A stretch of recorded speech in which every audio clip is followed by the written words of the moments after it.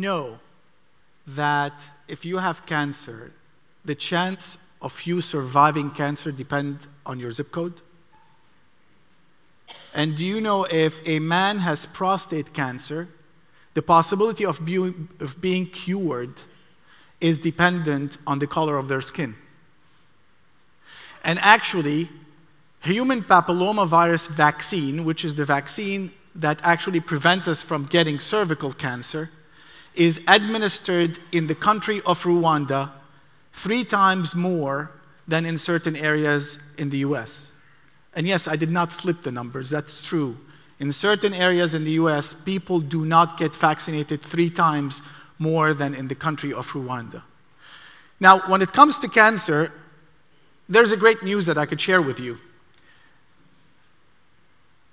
Cancer actually, in the past 2 decades, the death from it dropped almost 22%. And at the same time, during those 20 years, we've saved 1.5 million American lives. That's great. Smoking decreased, lots of people quit smoking, and early detection techniques have increased, and also people are going into early detection. The revolution in genomics, in genetics, in biotechnology, in bioinformatics literally transformed the way we treat cancer. The bad news. This has not been shared by all. And lots of population do not benefit from this. If you look actually at some numbers that we have, if you are an African American woman with cancer, your chance of dying from cancer is 17% more than if you are white. As a matter of fact, if you have cervical cancer as an African American woman, you have a chance of dying from it double than that of a white woman. Same thing in men. If you are an African American man, your chance of dying from cancer is 33% of that of white. And if you have prostate cancer, the possibility for an African American man not to survive it is 3 times more, triple, than a white man. Now, as I mentioned before, the good news is that cancer death has decreased in the past 2 decades, and it is shared in white, and it is shared in African Americans. The issue, though, if you look at where African American rates of death today, and you look back, is it similar or worse than where white were almost 40 years ago? Big gap. Now, the question, of course, comes, why? Some people say, is it biologic? And the answer to that is yes. Some of that is biologic. And to be completely talking about biology, some cancers are worse in prognosis in certain races than others, or in certain populations than others. But this is not the whole story. As a matter of fact, the majority of the story are factors that lead to this kind of disparities that are correctable. That if we actually correct them, lives will be saved. Access is a major element of this. And if you need to take 3 buses to go to get your mammogram, well, it's unlikely that you're going to be doing it. Socioeconomic, if you don't have the money to pay for your kids or take them to school, it's unlikely that you're going to be seeking help for colonoscopy or to learn about smoking cessation. Education and awareness is extremely important. We don't know what we don't know. And in addition to that, we have a major issue, which is culture and mythology. Now, culture and mythology is important because it affects behavior. It can help, and it can create lots of barriers for people to do things, seek help, and actually make any progress in their lives.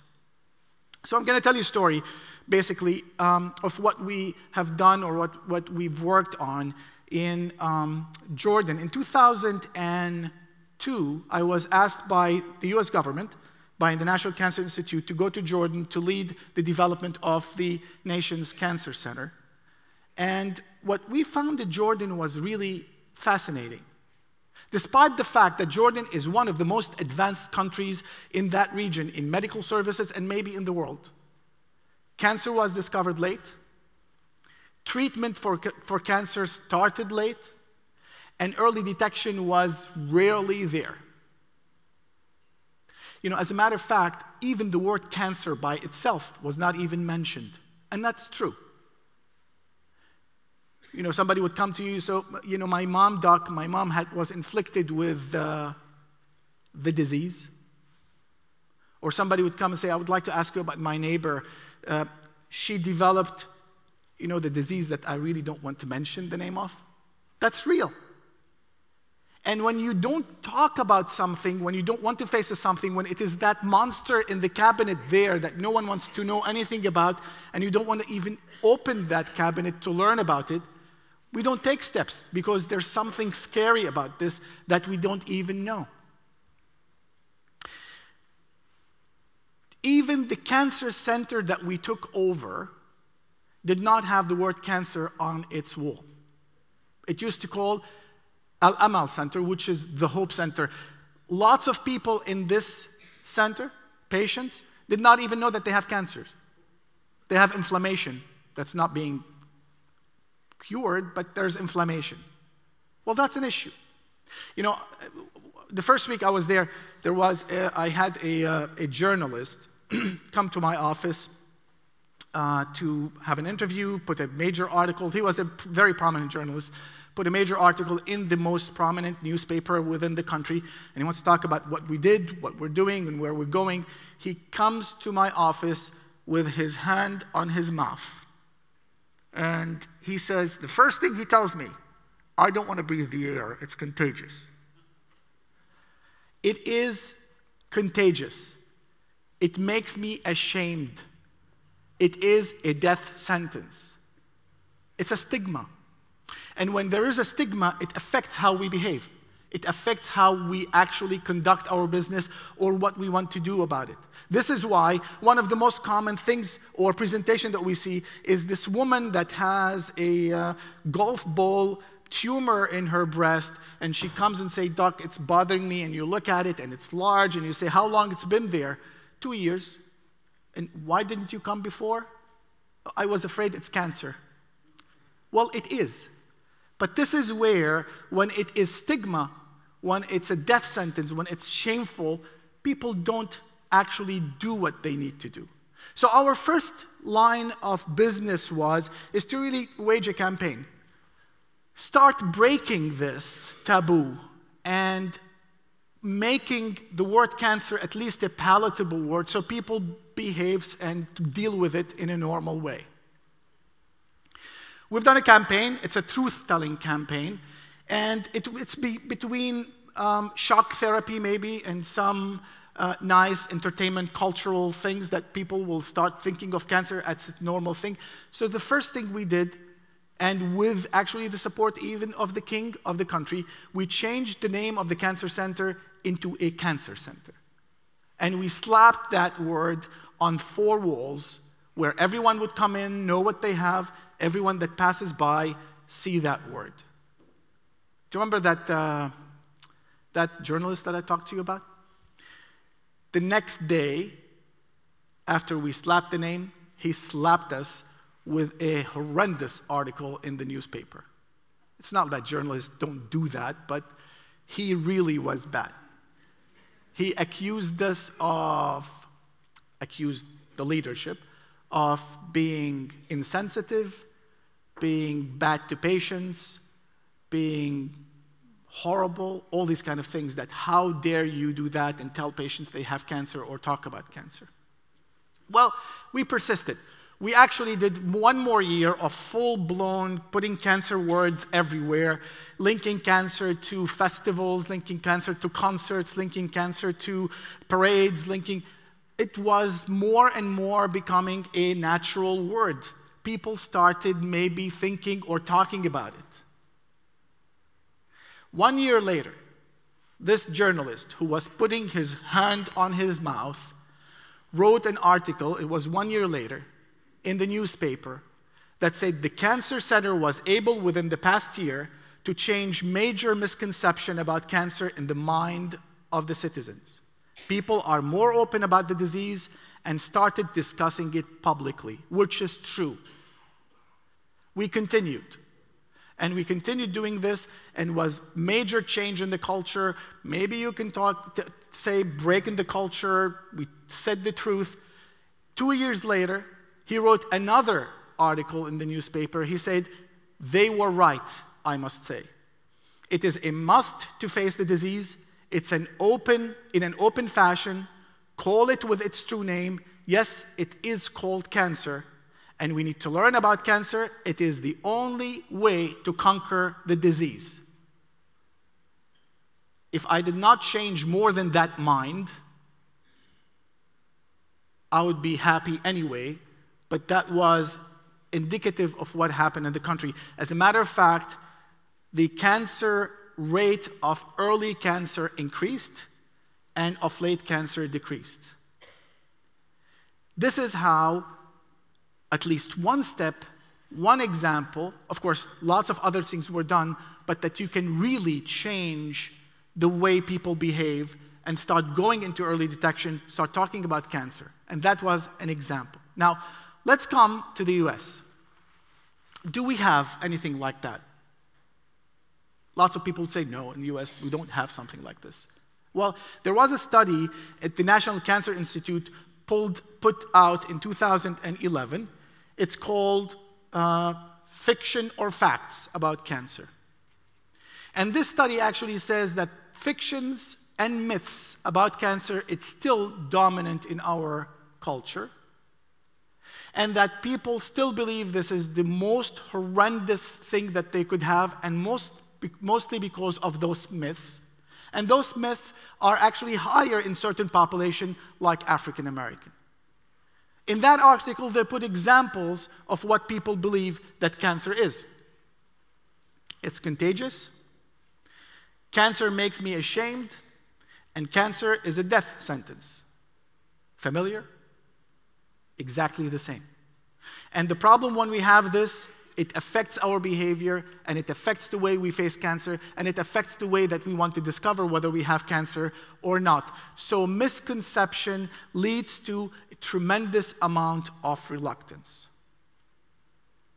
There was a survey that shows that fatalistic approaches and wrong beliefs exist in major populations, particularly regarding cancer. And some of them are higher in African American, and this leads to the decision that people make. So when people looked at this, they found that if somebody has symptoms that might indicate the presence of a lung cancer, the possibility, because of that reluctance not to go and see a doctor, are 9% in the white population and 22% in the African American population. That's knowledge. And if we do not discover it early, we will not be able to treat it. So this is why it is important actually to implement those now. Having said this, it's not only in certain races or certain population, but also in certain areas. And there was another study that shows in rural North Carolina, people still believe that cancer can spread by air, or that worry can cause cancer, or our chiropractor can cure cancer, or cancer can be caused by the devil, or if I am sick, I am to blame. Well, if cancer can be caused by the devil, or it's my fault, it's difficult to actually face it. It's difficult to show everyone that, the devil come to me. And this is what leads to reluctance, and reluctance increase risks. So when I go back to the issue of prostate cancer, and I say African American men in Georgia, for example, die 3 times more than white men, and we looked at that reluctance that is increasing the risk, between 1995 to 2004, the people that did the tests to discover their prostate cancer in white were 81%. And in African American, that has 3 times more, 25%. So it affects how we behave. This is why it's very important to start those education, awareness, relieve the myth, and break the taboo. It's not only for the population, not for role models also. You know, HPV vaccine does not cause mental retardation. It just doesn't. And when we make such a statement, lots of people are not going to be taking HPV, and this is why awareness and changing the myths is going to be a crucial element of how we go, because it is better for our health, it's better for the health of the nation, and it saves lives. When we do mammograms, cancer death decreases in women. When we do colonoscopies for prostate cancer, cancer death decreases in men and women. Now, we still see the difference, changed from the same, and then we have a major change, and the white population got way less, again, because of colonoscopies. It doesn't only help our national health, it also helps our national economics. If we discover a disease early, like in breast cancer, the cost of it will be $22,000 to treat a patient. If we discover the disease late, the cost of it almost $120,000, which is 5 times more. We know what happens if we treat it early, we cure. And if we treat it late, we'll very rarely going to be able to cure. So it also helps our economics. So the issue is, if people are not coming to healthcare, healthcare needs to go to people. Because there is a reason why those people cannot come, cannot seek help, and cannot learn. There are many reasons for this, and this is why we started something called C-Care. And C-Care stands for Cancer Community Awareness and Access, Research, and Education.